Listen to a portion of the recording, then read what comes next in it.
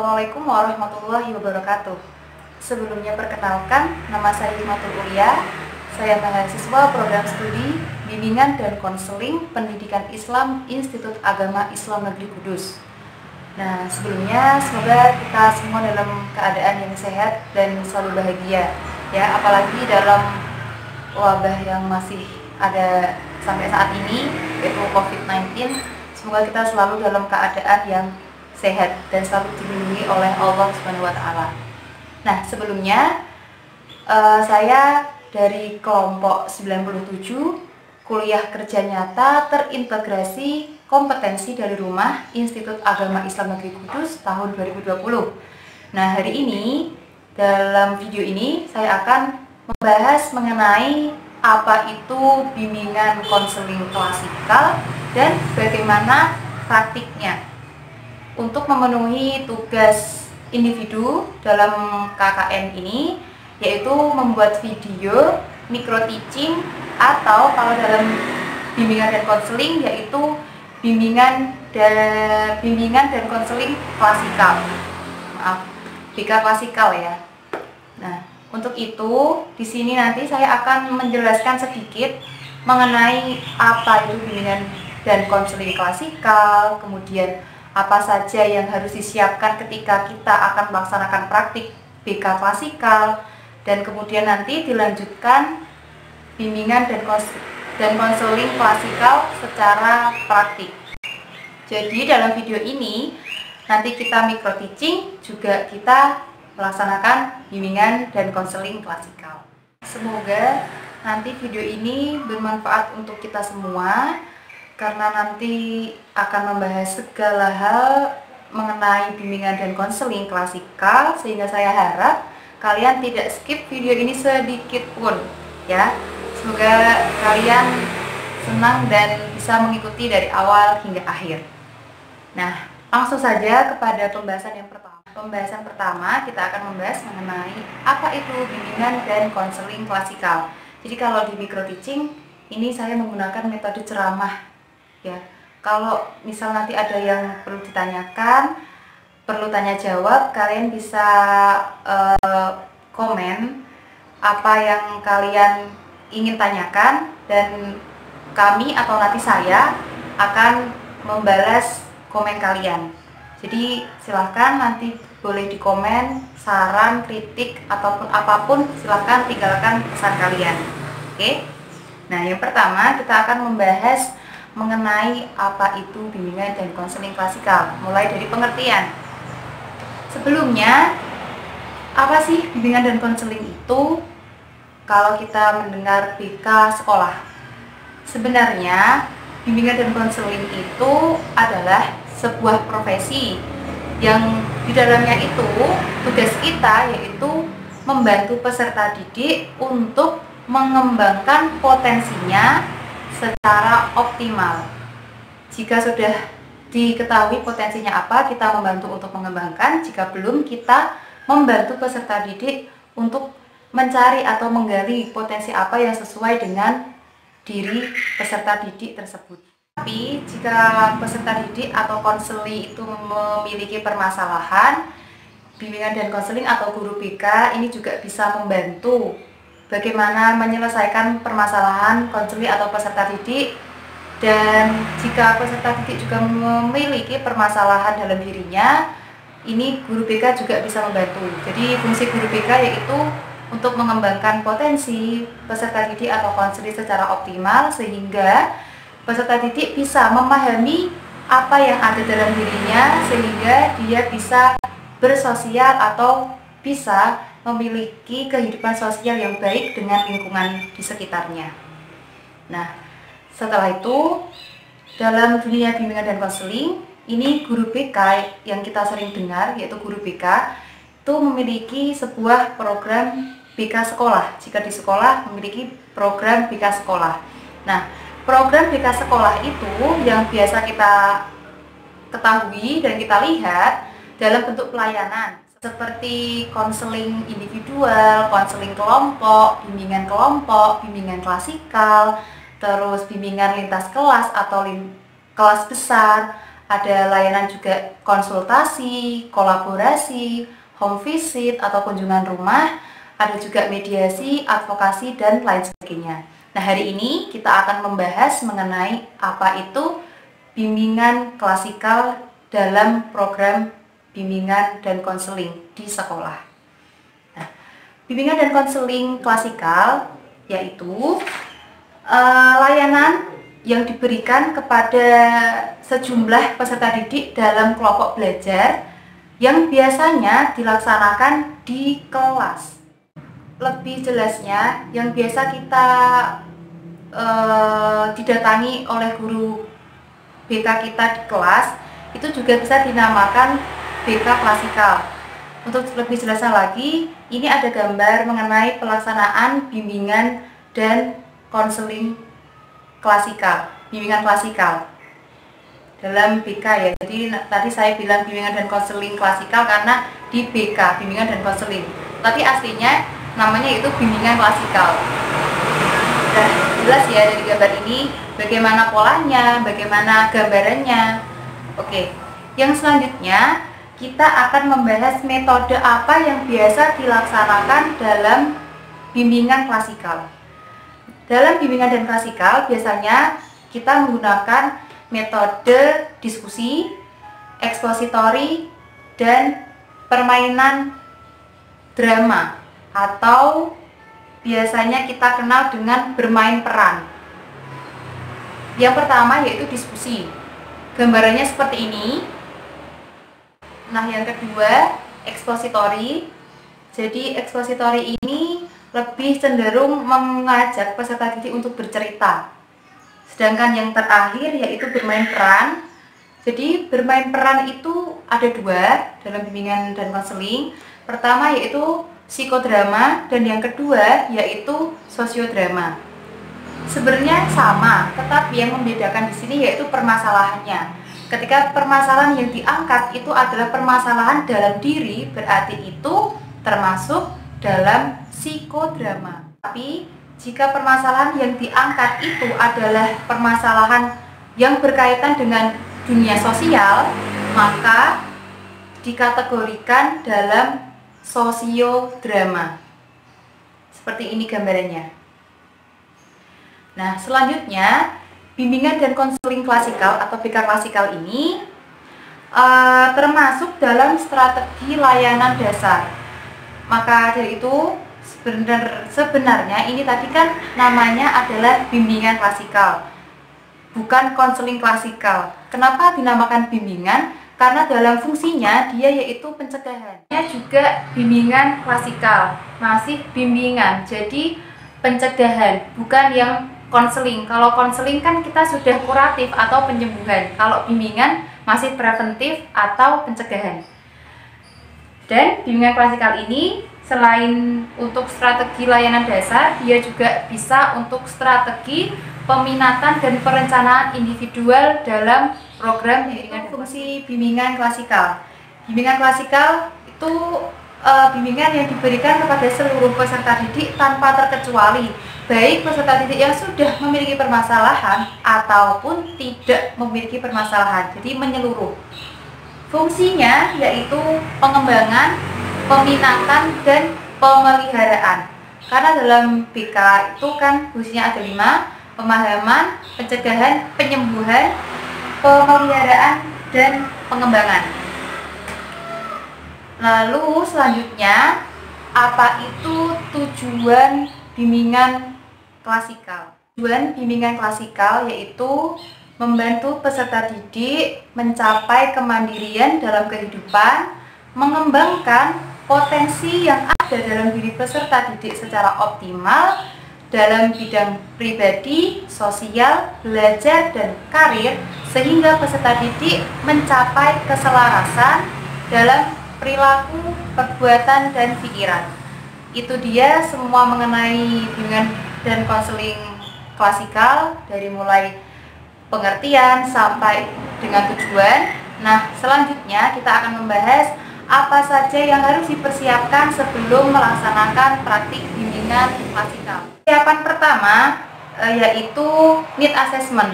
untuk menentukan tema apa yang akan kita berikan kepada peserta didik. Seperti biasa, ketika kita ingin melaksanakan sebuah layanan bimbingan dan konseling, kita harus mengetahui secara langsung kebutuhan apa yang ada atau yang dibutuhkan oleh peserta didik pada masa itu yang harus sekarang, dan materi itu atau tema itu sangat dibutuhkan oleh peserta didik. Dalam need assessment ini, untuk menentukan tema ini juga bisa memberikan imbas atau timbal balik pada kita. Ketika tema itu diterima baik oleh peserta didik menganggap tema itu penting buat dia, sehingga pemilihan tema ini bisa mempengaruhi presentase dalam partisipasi peserta didik mengikuti kegiatan yang kita laksanakan. Maka dari itu, sebisa mungkin need assessment itu kita benar-benar lakukan agar kita bisa memberikan tema yang sesuai dengan kebutuhan peserta didik. Nah, yang kedua yaitu rencana pelaksanaan layanan. Seperti biasa, ketika guru BK ingin melaksanakan kegiatan harus memiliki RPL. Nah, seperti apa RPL itu? Kita akan membahas bersama. RPL atau rencana pelaksanaan layanan itu di dalamnya terdapat banyak materi atau persiapan yang akan kita berikan kepada peserta didik. Penulisan RPL sebenarnya di sini itu ada kop dari lembaga atau instansi yang akan kita berikan layanan. Semisal di sekolah, berarti di sini nanti ada kop sekolah, nama sekolah, alamat, dan lain-lain. Dan di bawahnya ada tulisan rencana pelaksanaan layanan bimbingan dan konseling klasikal semester dan tahun pelajaran. Di dalam RPL yang pertama yaitu ada nomor 1 komponen layanan. Yang sudah saya buat ini, saya akan mencontohkan RPL yang sudah saya buat. Pertama yaitu komponen layanan. Komponen layanan itu ada layanan dasar, layanan responsif, ada layanan perencanaan individual, dan yang terakhir adalah layanan dukungan sistem. Dan ini RPL saya, yaitu komponen layanannya adalah layanan dasar. Nah, yang kedua ada bidang layanan. Di sini milik saya yaitu layanan karir. Nah, bidang layanan dalam bimbingan dan konseling itu ada pribadi, sosial, belajar, dan karir. Yang ketiga yaitu topik bimbingan. Milik saya ini topik bimbingannya adalah mengenal hobi, minat, dan bakat untuk menggapai cita-citaku. Nah, yang keempat, fungsi layanan. Fungsi layanan ini yang ada 5 tadi: pemahaman, pengembangan, pencegahan, penyembuhan, dan peminatan. Di sini RPL saya tulis pemahaman dan pengembangan.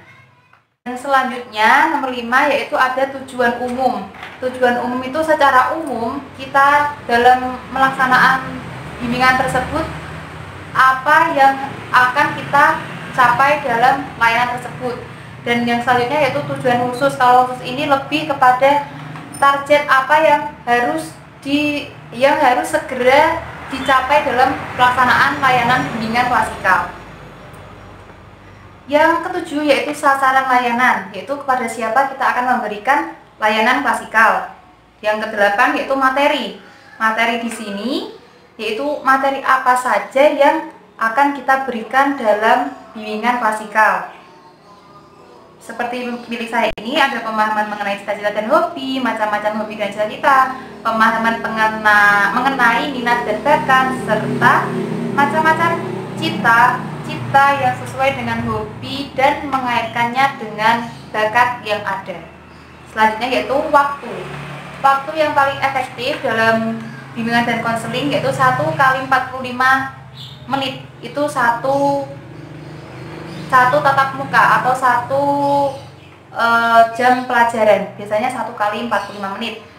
Ada juga yang 2 kali 45 menit, berarti 2 jam pelajaran.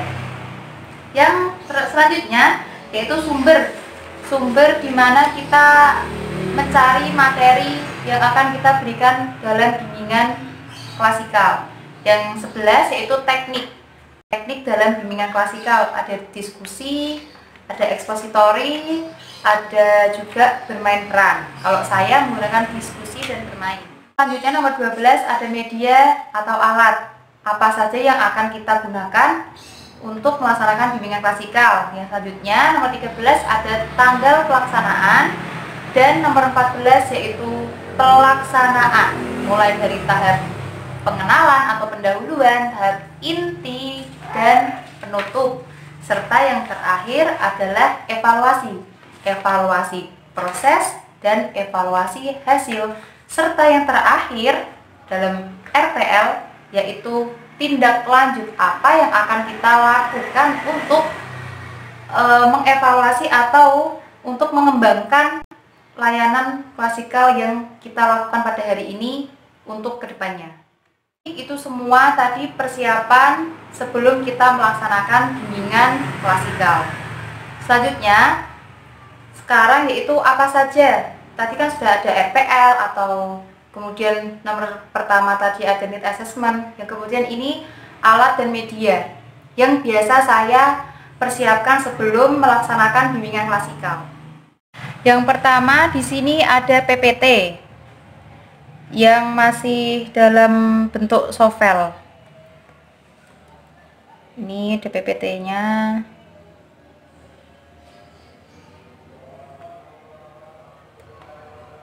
Ada materi.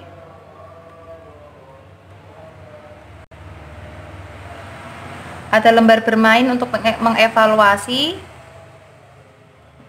Nah, yang kedua medianya yaitu ada print out PPT materi yang saya buat tadi. Ini dia.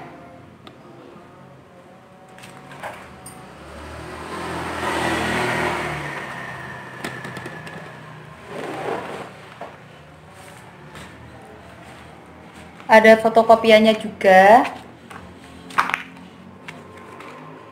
Ketiga, sekarang kita kepada alat dan bahan. Ya. Di sini ada alat dan bahan. Alat yang biasa saya gunakan jika melaksanakan bimbingan klasikal. Nah, kita buka. Yang pertama ada loose leaf. Ini biasa saya gunakan jika menggunakan metode diskusi, karena kertas ini dari saya, jadi saya berikan yang warna-warni biar lebih semangat. Dan yang kedua ada beberapa ini yaitu gunting, spidol untuk menulis papan tulis,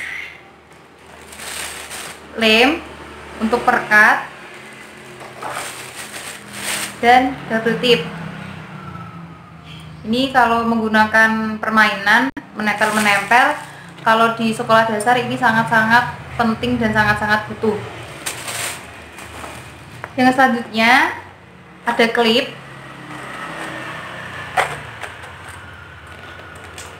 Klip warna-warni.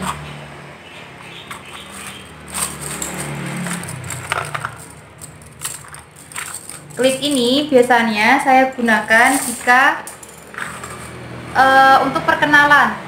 Kalau kita pertama kali mengajar atau pertama kali melaksanakan bimbingan dan konseling, saya selalu menggunakan klip ini untuk menempelkan nama-nama mereka. Jadi mereka menulis nama dan direkatkan di kerudung atau di baju menggunakan klip warna-warna seperti ini. Dan selanjutnya ada kertas warna. Jadi seperti ini.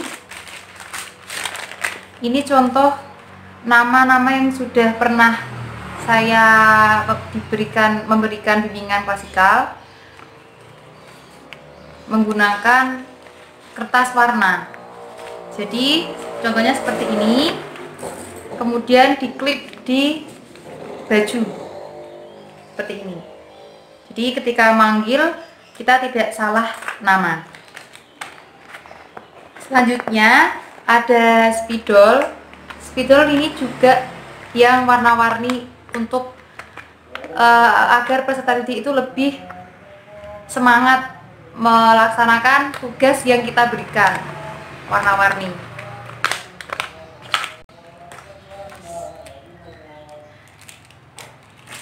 Dan tidak lupa juga ATK kita, seperti pulpen, ini sangat-sangat perlu. Dan kertas warna.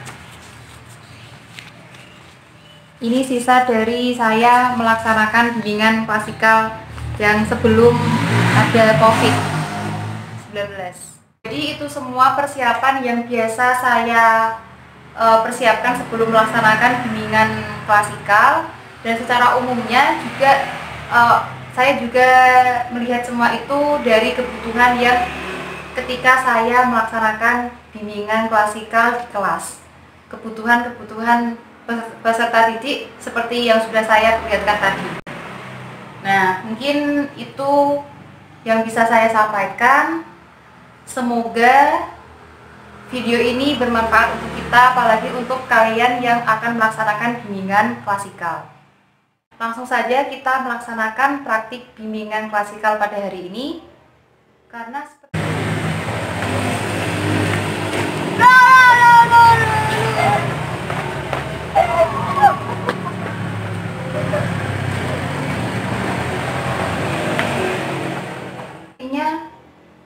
sudah pada siap, jangan di skip sedikit pun. Dan Assalamualaikum. Waalaikumsalam. Masuk di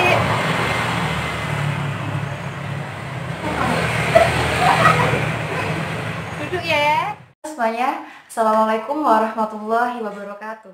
Waalaikumsalam warahmatullahi wabarakatuh. Gimana kabarnya semuanya di sini? Baik. Alhamdulillah baik ya. Semoga kita selalu dalam keadaan yang sehat dan kita selalu bahagia dan dalam keadaan yang baik. Apalagi sekarang dalam situasi yang masih di musimnya COVID-19, semoga kita selalu dan senantiasa diberikan kesehatan oleh Allah Subhanahu wa taala. Kenalkan, nama saya Hikmatul Ulia. Saya mahasiswa program studi bimbingan dan konseling pendidikan Islam Institut Agama Islam Negeri Kudus. Nah, sekarang saya sedang menempuh semester 7 dan hari ini kita akan melaksanakan bimbingan klasikal yang bertemakan mengenai bakat, hobi, serta bagaimana sih keterkaitannya dengan cita-cita kita di masa yang akan datang atau di masa depan. Nah, sebelumnya kalian siap ya untuk mengikuti kegiatan kita pada hari ini. Nah, sebelum kegiatan hari ini kita mulai bersama-sama, sebaiknya kita berdoa dulu. Semoga kegiatan kita pada hari ini bisa bermanfaat untuk kita semuanya dan berjalan dengan lancar. Berdoa mulai. Cukup. Nah, sebelum kegiatan ini dimulai, seperti biasa kita melaksanakan ice breaking dulu ya. Jadi atau permainan. Nah, tapi hari ini kita akan melaksanakan permainan dulu. Permainan tuh seperti ini. Kita bermain mengenai dot kelipatan. Cara mainnya, misal saya bicara dot kelipatan 3. Jadi cara bermainnya, ketika saya bilang 1, 2, 3-nya kita ganti dengan cita-cita. Jadi seperti ini. 1, 2, dokter. 4, 5, karena kelipatan 3 tadi 6, jadi yang 6 kita ganti cita-cita lagi, yaitu guru atau petani atau atlet, kayak begitu ya teman-teman semua. Kita mulai ya. Yuk, dot kelipatan 3. 1, 2, dokter. 4, 5, guru. 7, 8, perawat. 10, 11, petani. 12, 13, Sainer, 15, 16, arsitek. Nah, kita tepuk tangan untuk diri kita sendiri ya. Sudah siap? Ya. Siap semuanya? Ya. Jangan tegang ya, biasa aja, oke? Oke, biasa aja. Kita mulai. Dot kelipatan 2 dimulai dari Nia. Oke. Bentar. Oke. Bentar. Gak apa-apa. Gak apa-apa. Yang penting Lima. ya 5. 6.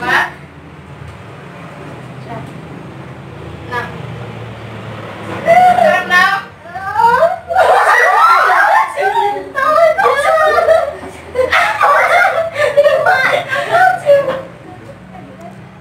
Kan dot kelipatan 2. Yang angkatannya nggak boleh dibilang. Bener kan? Ya udah. Gak apa-apa, ini pemanasan. Jadi nanti enaknya yang kurang tepat gimana, Dek? Disuruh ngapain? Disuruh ngapain? Maju boleh tampilkan bakat kalian, ngapain aja, apa aja. Ya nggak apa-apa ya, gitu ya, biar kalian tetap konsentrasi. Siap? Bakat apapun, boleh cerita, boleh menulis, boleh apapun itu. Oke? Ya, kita mulai lagi konsentrasi ya, gak usah tegang. Teman-teman gak usah tegang. Kita cari dua orang yang salah. Gak salah sih, penyebutannya itu kurang tepat untuk menunjukkan bakatnya di depan. Oke? Dot kelipatan 2 lagi kayak yang tadi ya, dimulai dari Shirley ke belakang. 1. 2.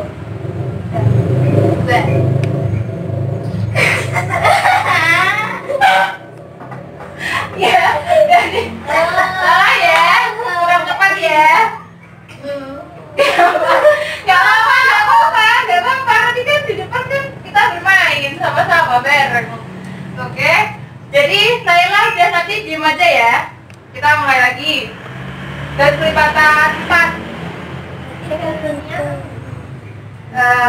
Aku mulai lagi. Misal nanti mulai dari Yati, berarti 1, 2, 3, 4-nya nggak boleh ngomong 4. Itu ya. Jadi Naila diem aja ya. Naila diem. Oke? Lebih cepat lagi ya, Dek. Lebih cepat lagi ya. Konsentrasi, lebih cepat lagi. Kasihan nanti Naila nggak ada temennya. Oke? Dot kelipatan 3 mulai dari kamu, Alma. 1. Dokter. 3 kan? Boleh bilang 3 kan? Ya udah, nggak apa-apa. Silakan. Tidak apa-apa, beneran. Boleh banget kalian. Shirley sama Naila mau masuk ke depan ya. Terserah mau ngapain aja, terserah. Yang penting kalian berani ke depan. Ya, silakan.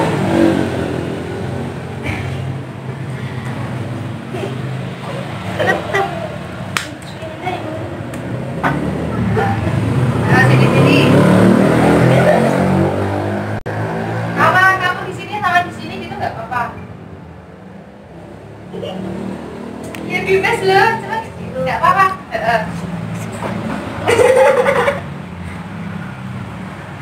Mau bermain.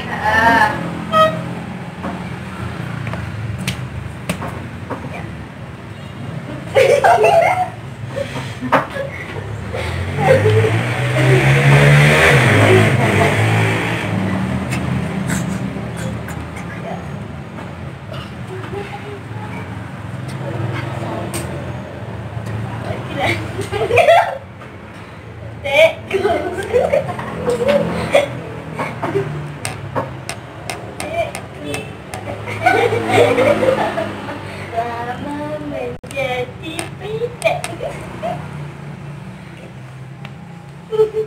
Udah? Ya udah, beri tepuk tangan teman-teman. Kita sudah ice breaking, kita sudah permainan. Gimana, kita sudah siap ya untuk melaksanakan kegiatan pada hari ini? Nah, tadi kan saya sudah bilang kegiatan hari ini materinya yaitu mengenai bakat, cita-cita, dan hobi.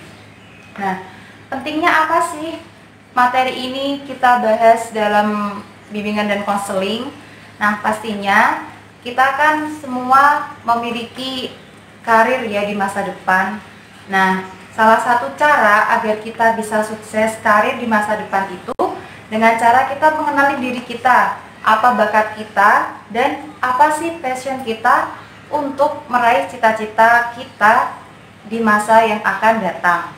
Nah, salah satunya dengan cara mengenal bakat dalam diri kita. Nah, sebelumnya kita akan belajar mengenai bakat dan cita-citaku. Ini sudah saya siapkan materinya dan juga ada PPT-nya nanti akan ditampilkan.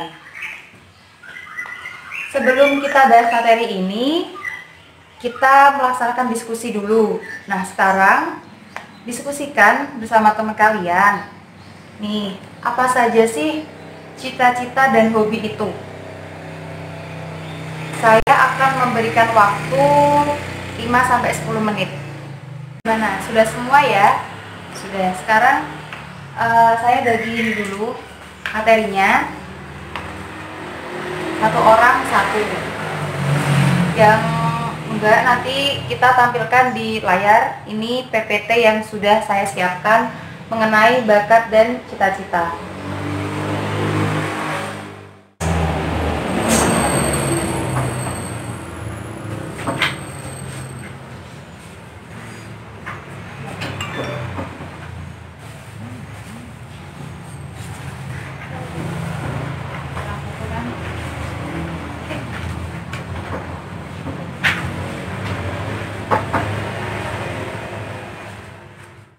Nah, sebelumnya ada yang sudah tahu apa itu cita-cita, apa itu hobi, apa itu bakat? Oke, ini kita akan membahas bersama-sama dan kita akan belajar bersama di sini ya.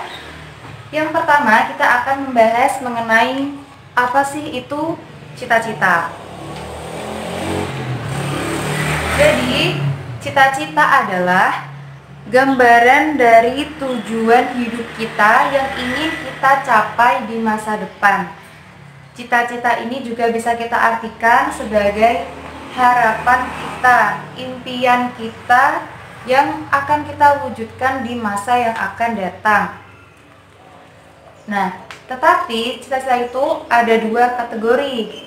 Ada cita-cita jangka pendek dan ada cita-cita jangka panjang. Apa itu bedanya? Sudah pasti beda. Yang pertama, cita-cita jangka pendek. Jadi, cita-cita jangka pendek itu cita-cita yang akan kita capai atau gapai itu di waktu yang relatif singkat. Misalnya, sekarang kita kelas 6 sekolah dasar atau madrasah ibtidaiyah MI ya. Nah, cita-cita kita di jangka pendek itu apa? Misalnya masuk ke MTS atau SMP yang sudah kita impikan. Itu kan segera kita capai. Nah, itu bisa menjadi cita-cita kita jangka pendek. Bisa juga cita-cita kan harapan.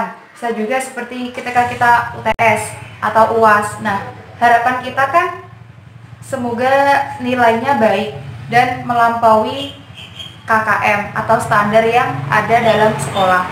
Nah, itu bisa jadi harapan kita. Bedanya dengan cita-cita di jangka panjang itu lebih kepada profesi. Bagaimana untuk kedepannya kita ingin menjadi misalnya dokter atau guru atau arsitek, itu kan jangka yang masih panjang, masih perlu belajar lagi untuk menjadi seorang guru atau dokter. Seperti itu. Yang selanjutnya ada hobi. Apa itu hobi? Hobi yaitu suatu kegiatan atau aktivitas yang kita lakukan sehari-hari pada saat tertentu untuk menyalurkan kegiatan di saat waktu luang. Nah, hobi ini biasa kita laksanakan atau lakukan di waktu luang kita untuk mengisi waktu senggang atau waktu luang kita yang kita gemari, dan ini bermanfaat, kegiatan ini bermanfaat. Contohnya hobi kita yaitu memasak. Nah, memasak itu kan bermanfaat ya, atau ada produk yang dihasilkan. Berbeda dengan kegiatan kita sehari-hari, tidur seperti itu kan. Tidur itu termasuk istirahat, bukan sesuatu kegiatan yang ada manfaatnya yang lebih gitu loh. Maksudnya kan beda dengan yang tadi memasak kan menghasilkan produk. Kalau sekedar tidur itu memang mengisi waktu luang, tetapi lebih kepada istirahat gitu. Bisa dibedakan ya. Yang selanjutnya kita akan membahas mengenai bakat. Yang ada di materi ini, bakat itu ada 7 ya. Yang pertama ada bakat visual atau spasial. Yang kedua ada bakat verbal atau linguistik. Yang ketiga ada bakat musik. Yang keempat ada bakat kinestetik. Yang kelima ada bakat logis atau matematis. Yang keenam ada intrapersonal, dan yang terakhir yang ketujuh adalah bakat intrapersonal. Nah, kita akan bahas bersama-sama apa sih bakat itu dan apa saja ciri-ciri yang ada dalam bakat 7 itu. Nah, yang pertama kita bahas pengertian bakat dan minat dulu. Ya, bakat adalah kemampuan bawaan dari lahir yang masih perlu dikembangkan agar terwujud. Jadi seseorang atau manusia lahir di dunia ini pasti memiliki bakat masing-masing.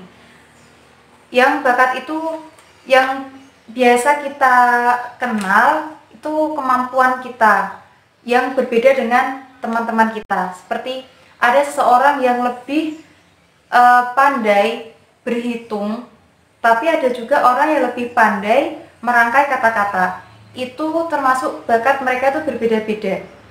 Tetapi setiap manusia pasti memiliki bakat masing-masing, tergantung bagaimana kita mengolah atau mengasahnya agar bakat itu bisa terlihat dan terwujud.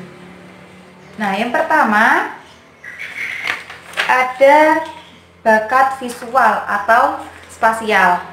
Nah, bakat visual atau spasial ini yaitu kemampuan yang memiliki daya pengamatan yang tinggi dan kemampuan untuk berpikir dalam bentuk gambar.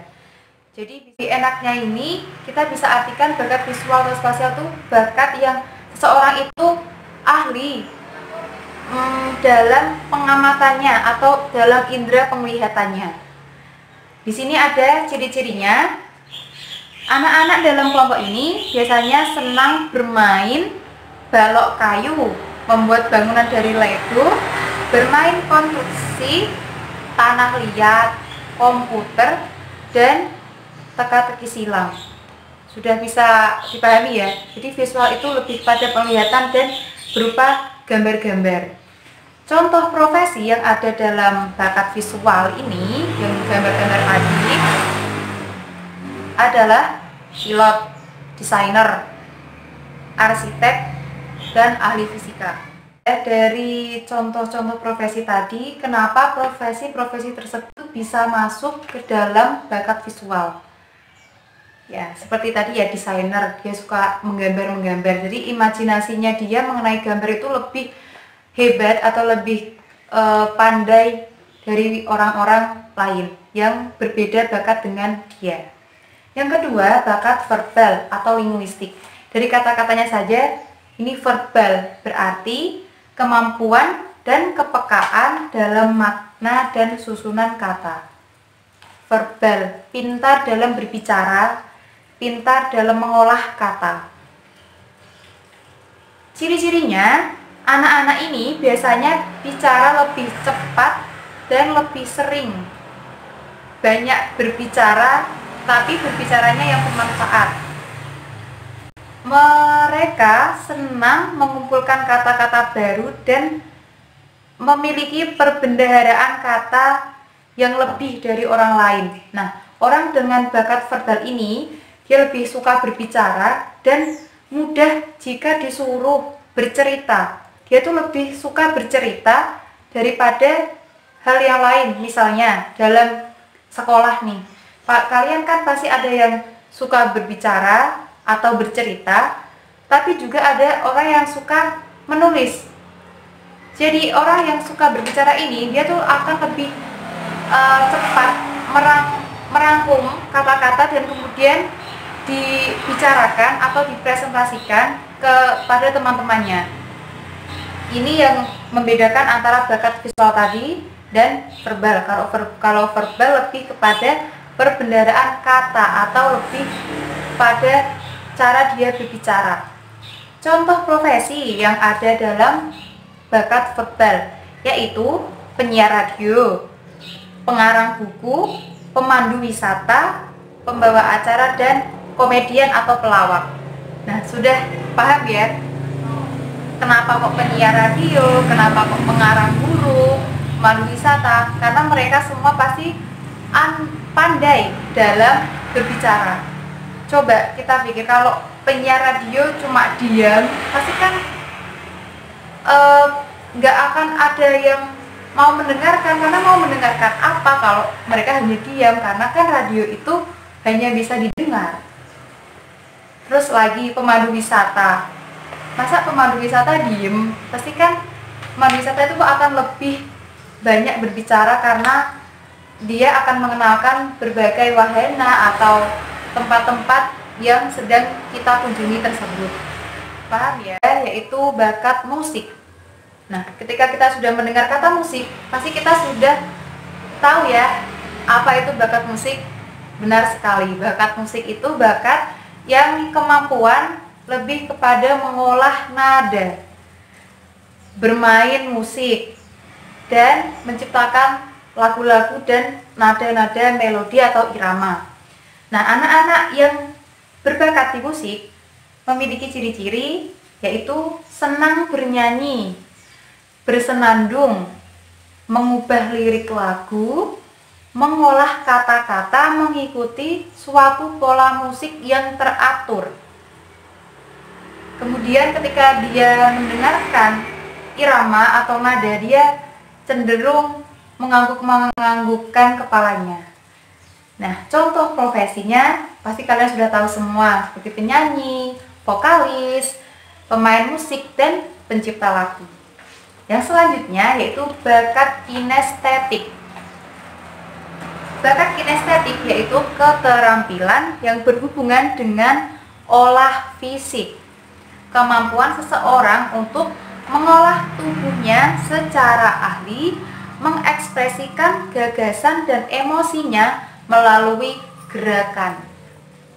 Nah, lebih enaknya kita bisa artikan bakat kinestetik itu bakat mengenai olah fisik. Jadi anak-anak dalam bakat kinestetik ini yaitu mereka aktif bergerak, senang berolahraga, pintar menirukan gerakan dan perilaku orang lain. Sudah bisa dipahami ya apa contohnya? Benar sekali, atlet, karena dia suka mengolah raganya, mengolah fisiknya, gerak badannya. Berarti seorang atlet itu bisa dikategorikan dalam bakat kinestetik. Kita sekarang beralih pada contoh profesi, yaitu atlet olahraga, penari atau dancer, montir, dan penjahit. Penjahit ini juga termasuk dalam bakat kinestetik karena dia bisa mengolah tadi imajinasinya itu dengan hasil yang di sini. Hasilnya itu kan, kalau penjahit berarti baju ya. Baju itu kan dia bisa mengolah dirinya sehingga baju itu jadi dari yang awalnya kain kemudian menjadi baju yang bagus. termasuk dalam bakat mengolah fisik atau raga dia. Yang selanjutnya, yang kelima, yaitu bakat logis atau matematis. Pasti sudah tahu ya, dari kata-kata matematis. Benar sekali, ini lebih pada seorang yang lebih suka berhitung, lebih suka angka dan matematika. Benar sekali. Nah, kemampuan mengolah angka dengan baik dan keahlian menggunakan penalaran atau logika dengan benar. Ciri-cirinya, anak-anak dalam kelompok ini biasanya menyukai teka-teki, suka berpikir secara matematis, mengira-ngira, mengukur, menghitung, serta melakukan eksperimen. Nah, sudah kita bisa pahami bersama-sama ya. Logis matematis yaitu orang yang lebih suka berpikir dengan angka. Jadi anak-anak dalam bakat ini, matematis ini, mereka lebih suka pelajaran yang menggunakan angka atau ilmu pasti. Berhitung dan rumus itu mereka lebih senang belajar itu daripada berkata atau bahasa. Kadang seperti itu. Orang yang suka dengan angka-angka, nah mereka mesti lebih suka dengan mata pelajaran matematika kalau di sekolah ya. Nah, contoh profesi yang ada dan termasuk dalam bakat matematis atau logis, yaitu programmer, pegawai bank, ilmuwan, dan guru matematika bisa. Programmer, nah ketika nanti kalian masuk ke perguruan tinggi, ini programmer ini juga mengolah angka.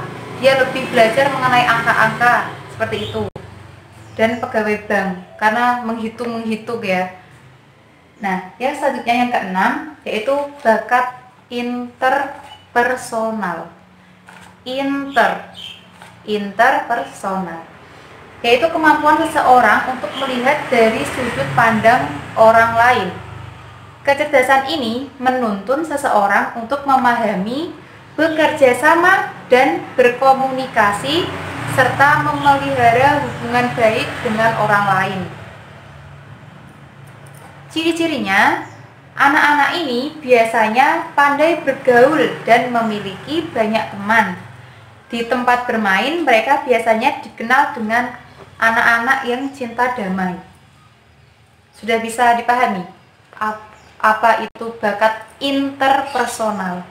Bakat interpersonal itu seseorang yang ahli bersosial. Dia tidak bisa untuk diam saja di rumah. Dia pasti akan selalu mencari teman-temannya. Dia nggak bisa sendirian atau diam di rumah. Dia suka kehidupan yang lebih bersosial dan bekerja sama dengan orang lain. Contoh profesi dalam bakat ini adalah pendakwah, guru, pedagang, pengacara, dan konsultan. Karena konsultan itu apa? Konsultan ini kan pasti dia suka bersosial. Makanya dia bisa disebut dengan konsultan karena konsultan ini orang yang suka dimintai solusi. Gitu. Ketika kita punya permasalahan apa, nah kita datang ke konsultan untuk meminta tolong, atau biasanya kita kalau memiliki permasalahan seperti itu, kita berkonsultasi pada orang yang lebih mengerti dari permasalahan ini daripada kita. Konsultan, orang yang biasanya untuk konsultasi seperti itu. Yang terakhir yaitu bakat intrapersonal. Apa itu bakat intrapersonal? Tadi kan ada bakat interpersonal, sekarang bakat intrapersonal. Bakat intrapersonal yaitu kemampuan untuk memahami diri sendiri, untuk mengenali kelebihan dan kekurangan dalam diri, kecerdasan terhadap emosi, dan bertanggung jawab terhadap diri sendiri serta mandiri. Begitu. Jadi berbeda dengan interpersonal. Kalau interpersonal itu dia lebih bersosial, keluar kepada orang lain. Kalau intrapersonal itu seorang yang lebih bisa memahami diri sendiri. Orang yang lebih mandiri dan suka bekerja secara mandiri. Dia lebih nyaman ketika dia sendiri daripada dia dengan orang lain. Tetapi berbeda dengan seseorang yang individualistik. Kalau intrapersonal ini dia lebih kepada dirinya, tetapi ketika dia diajak untuk bersosial, dia oke-oke saja. Berbeda dengan individualistik ya. Nah, ciri-cirinya, anak-anak ini senang bekerja sendiri, tetapi juga tidak ragu dalam berpartisipasi. Dalam kelompok, mereka senang menulis di buku harian. Jadi anak-anak ini tuh lebih mengerti apa dan bagaimana dirinya, sehingga cenderung lebih suka menulis-nulis di buku diary seperti itu. Kalau kita menulis di buku diary kan kita menulis apa kegiatan kita pada hari ini, apa yang terjadi seperti itu. Nah, orang-orang seperti ini tuh suka mengevaluasi dirinya sendiri agar lebih baik lagi seperti itu. Nah, contoh profesi yang mengenai intrapersonal ini yaitu konselor, guru, pembimbing. Guru pembimbing dan konselor. Nah, kenapa kok konselor itu termasuk bakat intrapersonal? Karena dalam diri konselor itu, ketika dia sudah bisa memahami dirinya sendiri, diharapkan dia bisa membantu seseorang untuk mengenali dirinya. Kemudian apa bakatnya seperti ini tadi, bagaimana potensinya bisa digali, dan bagaimana seseorang bisa menyelesaikan permasalahannya sendiri, sehingga dia bisa memiliki pandangan, atau ketika dia bersosial dia bisa, ketika dia hidup sendiri juga dia bisa mandiri seperti itu. Jadi lebih bisa membantu, itulah konselor. Nah, materi ini sudah selesai, mulai dari cita-cita, hobi, dan 7 bakat tadi kita sudah bahas bersama. Nah, tadi kan kalian sudah saya suruh ya untuk menuliskan cita-cita dan hobi sebanyak-banyaknya. Sekarang kita mulai berdiskusi bersama. Kita sekarang mengaitkan materi dengan hasil diskusi kalian tadi. Saya mengambil contoh satu jawaban yang sudah ditulis, yaitu ini hobinya. Di sini ditulis hobi itu ada apa saja. Pertama, menggambar, menyanyi, mewarnai, berkebun, menonton TV, menulis, bersepeda, membaca, dan memasak. Dan selanjutnya tugasnya yaitu, atau yang kita diskusikan, tulis tadi hobi kalian, yang sebelahnya diberikan tanda strip atau sama dengan, tuliskan kira-kira hobi tersebut itu masuk di bakat apa, begitu ya. Nah, jika sudah seperti ini,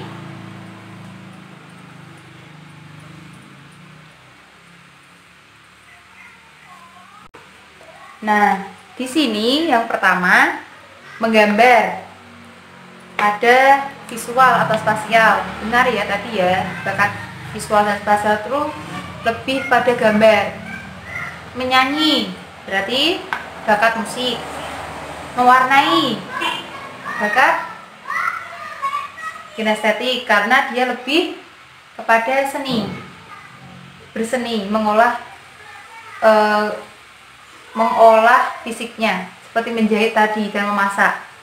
Berkebun, kinestetik. Menonton TV, kalau menonton TV apa? Kira-kira masuk di apa? Kalau kita bisa gini ya, menonton TV Kalau orang lebih suka menonton TV kan kadang dia lebih suka berimajinasi. Berarti menonton TV termasuk pada bakat verbal atau linguistik, karena imajinasinya tinggi, maka bisa dipastikan dia bisa perbendaharaannya, kata-katanya juga tinggi, suka menulis seperti itu, dia imajinasinya lebih tinggi. Yang selanjutnya yaitu bersepeda, kinestetik, membaca, interpersonal, memasak, kinestetik. Nah, yang selanjutnya, lembar selanjutnya, halaman 8. Ini, yang bagian ini, slide ini, diisi dulu. Kaitkan hobi yang sudah ditulis dengan sebuah profesi. Saya beri waktu sebentar ya, 5 menit sampai 10 menit.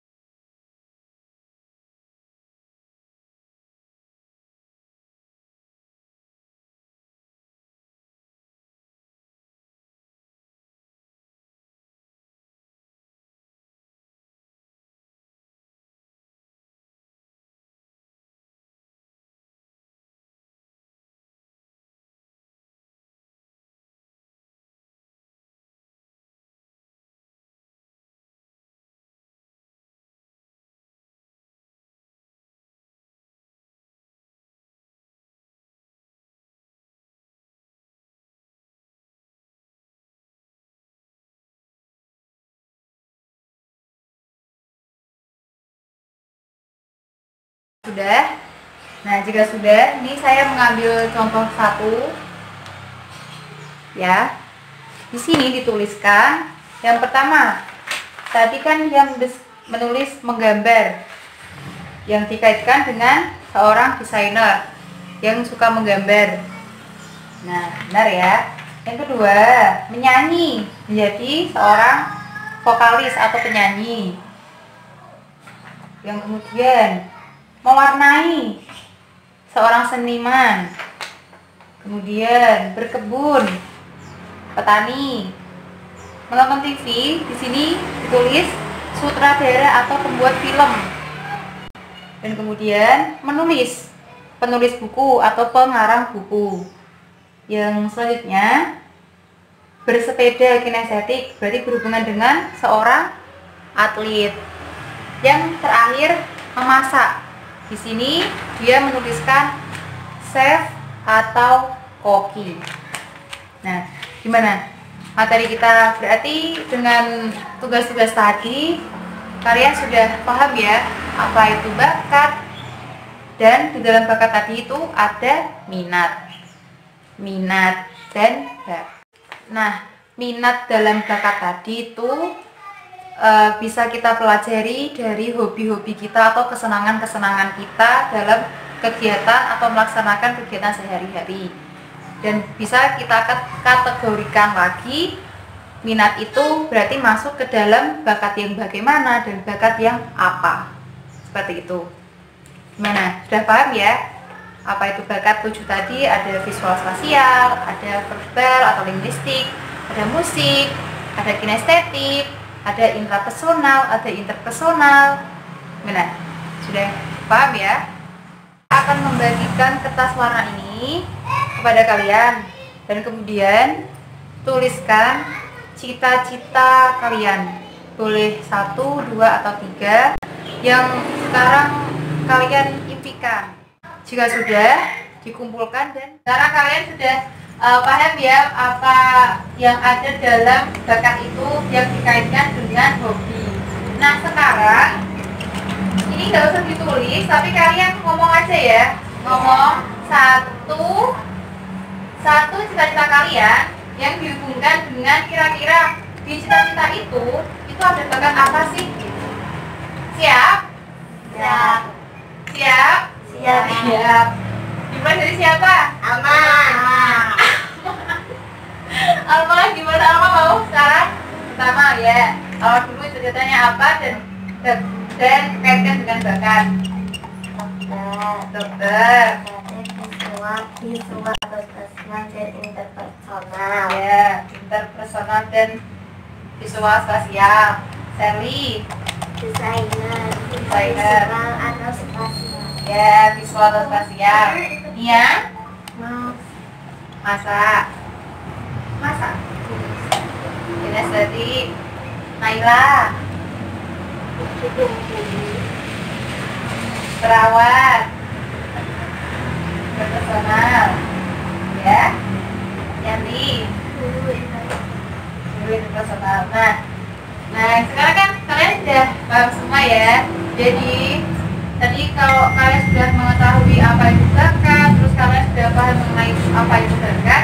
Jadi saya harapkan untuk kedepannya ketika kalian memilih jurusan sekolah nih yang sesuai dengan apa yang bakat kalian, apa yang ada dalam diri kalian. Misal tadi kalian ada yang memasak, nah kan besok ketika sekolah bisa memilih SMK, ya kan dia untuk mengembangkan bakat itu. Nah ada yang desainer kan juga masuk SMK bisa. Nah tujuan kita mengetahui apa itu bakat biar memudahkan kalian untuk menggapai cita-cita kalian di masa depan. Jadi maaf jika dalam perkataan banyak salah, perbuatan juga banyak salah, dimaafkan ya teman-teman ya. Semoga kita bisa ketemu di lain kesempatan. Gimana materi pada hari ini? Sudah paham semua? Nah, semoga materi pada hari ini bermanfaat ya untuk kita semuanya.